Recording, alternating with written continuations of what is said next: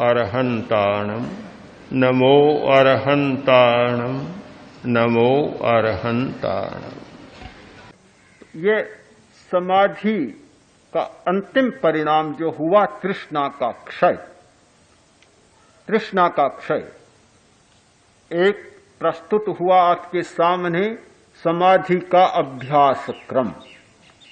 यदि हम समाधि का अभ्यास करना चाहें तो उसका क्रम क्या होगा, जिसकी पूरी श्रृंखला आपके सामने प्रस्तुत हो गई। दूसरा पहलू था अनायास समाधि, जिस समाधि के लिए अभ्यास की जरूरत नहीं होती, जिस समाधि के लिए किसी क्रम से गुजरने की जरूरत नहीं होती। कोई ऐसी घटना घटित होती है, कोई ऐसी आकस्मिक घटना घटती है, यकायक समाधि की चेतना जाग जाती है और जीवन में समाधि का अवतरण हो जाता है। उसके 10 सूत्र हैं, 10 सूत्र। भगवान महावीर ने चित्त समाधि के 10 सूत्रों का प्रतिपादन किया। उनमें पहला सूत्र है धर्म चिंता। धर्म चिंता। जीवन में कभी कभी कोई ऐसा क्षण आता है, कोई ऐसा क्षण आता है जब पहले जो सत्य कभी सामने नहीं आया, एकदम सत्य वह सामने आ जाता है। पहले जो चिंता कभी सामने नहीं आई, जो चिंतन सामने नहीं आया, अकस्मात वह चिंतन सामने आता है, अवतरित होता है और जीवन में समाधि का प्रस्थान शुरू हो जाता है, शुरू हो जाता है। दुनिया में जितने जितने बड़े सत्य उतरे हैं, वे अभ्यास के द्वारा भी उतरे हैं, प्रयत्न करते करते भी उतरे हैं, किंतु उनमें से बहुत अधिक सहज उतरे हैं, उनका सहज अवतरण हुआ है।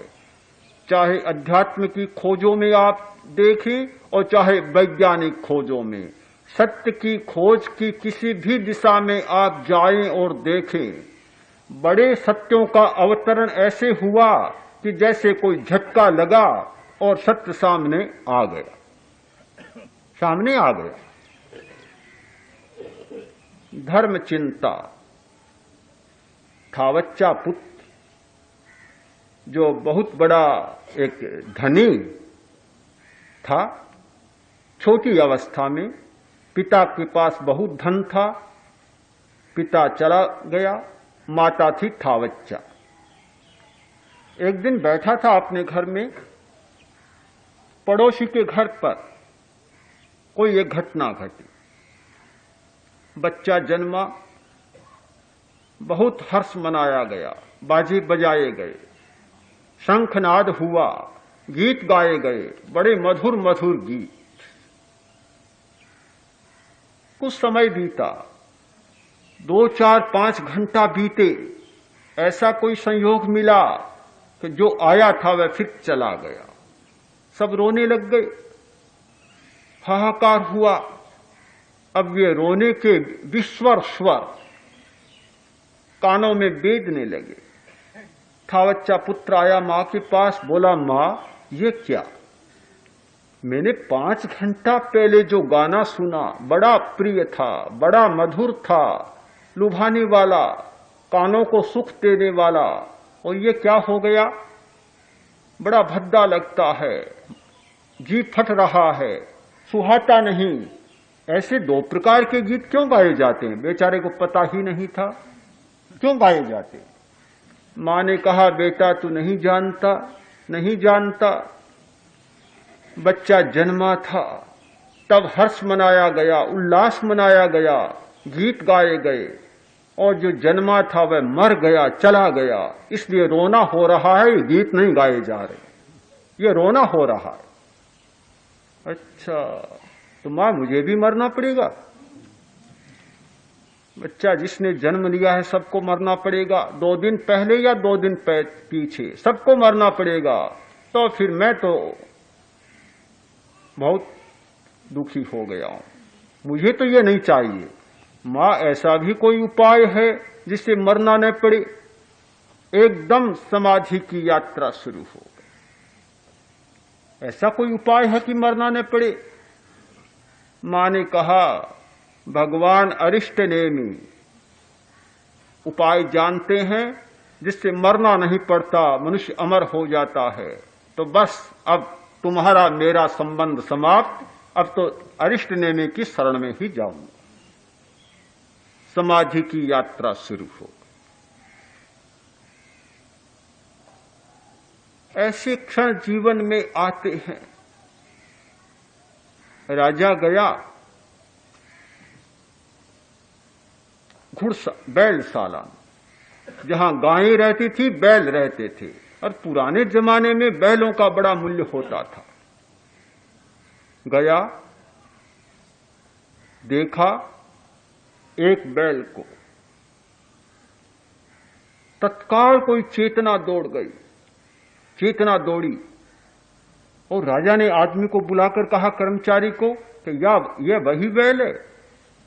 कौन सा?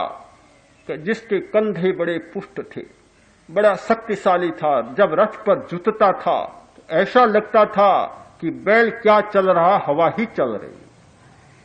क्या वही बैल है? कि हां महाराज, वही बैल है। राजा ने कहा, ऐसा क्यों हुआ? कि महाराज बूढ़ा हो गया। राजा ने सोचा, बूढ़ा होने पर ऐसा होता है तो मुझे भी बूढ़ा होना पड़ेगा। बस बात समाप्त, कहानी समाप्त हो गई और समाधि की अवस्था जाग गई। तो जीवन में ऐसे क्षण आते हैं, धर्म की ऐसी चिंता अकस्मात कोई जाग जाती है।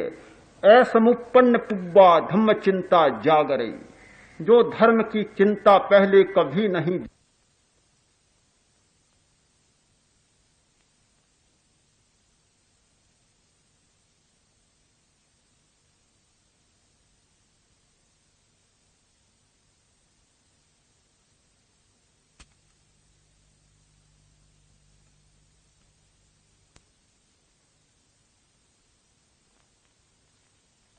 जागी, वह चेतना जाग उठती है और मनुष्य की सारी जीवन की यात्रा बदल जाती है, दिशा बदल जाती है, आकर्षण बदल जाता है, और वैराग्य की वह घटना घटती है, सीधा समाधि में चला जाता है और समाधि के लिए प्रस्थान हो जाता है। पहला सूत्र है धर्म चिंता, चित्त की समाधि का। दूसरा सूत्र है जाति स्मृति, पूर्व जन्म की स्मृति। आदमी उलझा रहता है, मन उलझा रहता है, बड़ी समस्याएं, मन की अशांति, असमाधि, उलझी हुई होती है चेतना। किंतु कभी कभी ऐसा अवसर आता है कि पूर्व जन्म का ज्ञान एकदम उतर आता है, एकदम उतर आता है पूर्व जन्म का ज्ञान, जाति स्मरण। पहले जन्म में क्या था, जैसे ही पूर्व जन्म का ज्ञान हुआ, सारी असमाधि समाप्त हो जाती है। मेघ कुमार राजा श्रेणिक का पुत्र उलझ गया था, मुनि बना। रात को कठिनाइयां पैदा हुई, साधु आते हैं जाते हैं, ठोकरें लगती है। राजकुमार कभी ठोकरें नहीं खाई, एक रात में काफी ठोकरें खा चुका। सोचा ये क्या धंधा है, आया हूं साधना के लिए और लग रही है ठोकरें।